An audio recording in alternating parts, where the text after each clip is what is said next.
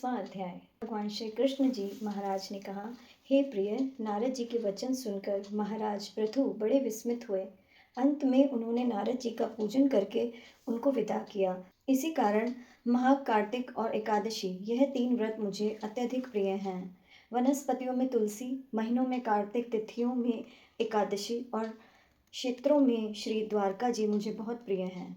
जो प्राणी जितेंद्रिय होकर इसका सेवन करता है, वह यज्ञ करने वाले प्राणियों से भी मुझे अधिक प्रिय होता है। जो प्राणी विधि विधान से इसकी सेवा करते हैं, उनके मेरे अनुग्रह से सभी पाप दूर हो जाते हैं।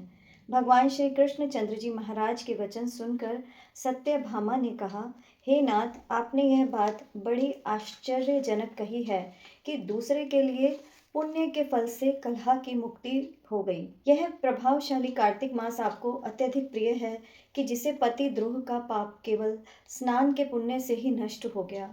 दूसरे प्राणी द्वारा किया हुआ पुण्य उनके देने से कैसे मिल जाता है, यह आप मुझे बतलाइए।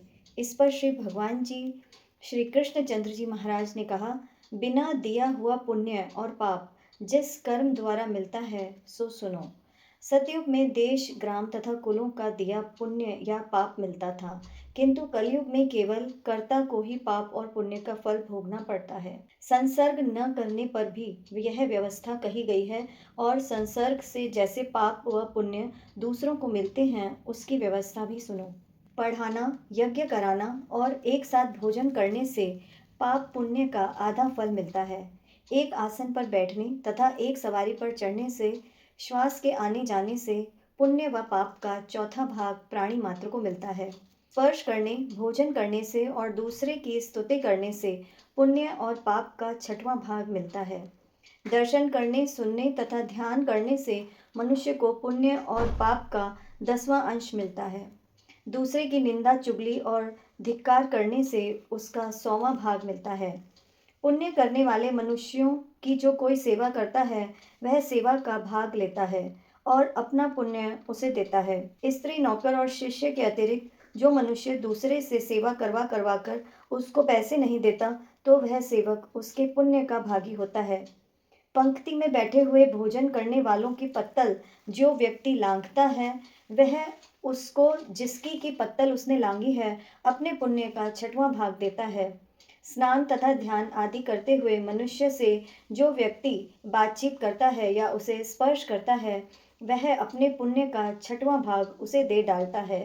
जो मनुष्य धर्म के कार्य के लिए दूसरों से धन मांगता है, वह भी पुण्य का भागी होता है। ठीक उसी प्रकार जिस प्रकार की दान करने वाला पुण्य का भागी होता है, जो मनुष्य धर्म का उपदेश करता है और पश्चात श्रोता से याचना करता है, वह अपने पुण्य का 6वां भाग उसे दे देता है। जो मनुष्य दूसरों का धन चुराकर उससे धर्म करता है, वह चोरी के पाप का फल भोगता है और शीघ्र ही निर्धन हो जाता है, और जिसका धन वह चुराता है, वह पुण्य का भागी होता है। बिना ऋण के उतारे जो मनुष्य मर जाते हैं, उनको ऋण देने वाले सज्जन पुण्य के भागी होते हैं, और शिक्षा देने वाला, सलाह देने वाला, सामग्री का जुटाने वाला तथा प्रेरणा देने वाला, यह सब पाप और पुण्य के 6ठे भाग को प्राप्त करते हैं। राजा प्रजा के पाप पुण्य के षष्ठांग भाग का भागी होता है। गुरु शिष्यों का, पति पत्नी का, पिता पुत्र का, स्त्री पति के किए हुए पुण्य का 6ठा भाग पाती है। पति को प्रसन्न रखने वाली आज्ञाकारिणी स्त्री पति के किए हुए पुण्य का आधा हिस्सा ले लेती है। जो पुण्य आत्मा पराये लोगों को दान करता है, वह उनके पुण्य का 6ठा भाग प्राप्त करता है। जीविका देने वाला मनुष्य जीविका ग्रहण करने वाले मनुष्य के पुण्यों के 6वें भाग को प्राप्त करता है। इस प्रकार दूसरों के किए हुए पुण्य अथवा पाप बिना देने के भी दूसरों को मिल सकते हैं, किंतु यह नियम जो कि मैंने ऊपर बतलाए हैं, कलयुग में लागू नहीं होते। कलयुग तो एकमात्र कर्ता को ही अपने पाप व पुण्य भोगने पड़ते हैं। इस संबंध में एक बड़ा पुराना इतिहास है, जो कि पवित्र भी है और बुद्धि का देने वाला भी है। जय हो कार्तिक महात्म की।